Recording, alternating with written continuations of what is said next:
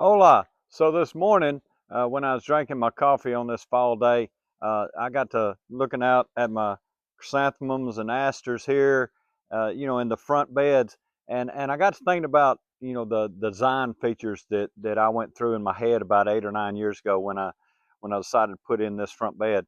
Uh, and so I just thought I'd pass some of that on. A lot of times when you see houses, particularly houses built by a contract company, they'll do the bare minimum for vegetation and plantings along the border of the house. Just along the edge foundation of the house, maybe what you might call foundation plantings. And typically they put them way too close to the house.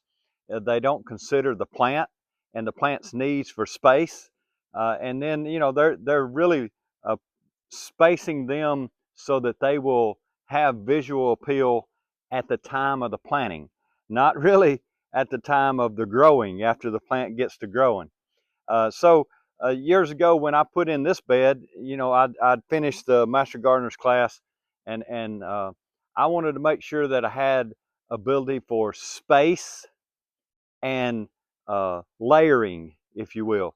And so, really, my front beds are at minimum 15 feet deep, a lot deeper than what you see, spread out around, I guess, about America.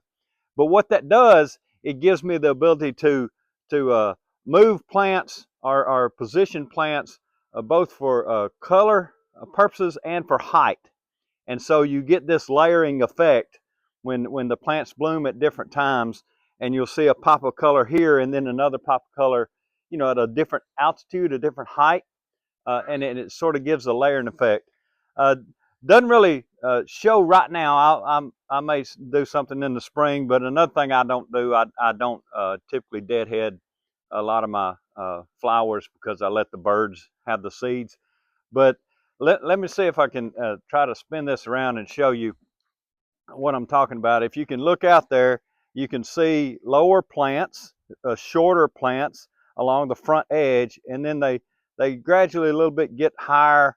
On the end down there is a tall plant in the middle of a circle. But just think about variations in height and color, and give yourself enough depth in that bed to be able to give you the effect that you need. Also, think about perennials versus annuals. I do have annuals. You can see some annuals there, pop of color all year long, and then I've got perennials. There's some lantanas here that are perennials. So just think about different plants, and as you do, I think I remember laying it out on a piece of paper and just drawing it and studying the plant size at full growth, and then marking off its space, and then that'll help you plant it. It'll look funny when you first get it in the ground because the plants will be really small, but as you can see, of course, I need to get out here and work in the front bed to clear up some stuff, but you know, pretty soon it'll grow to fill the space. Thank you so much, and just garden planning. That's what works for me mostly.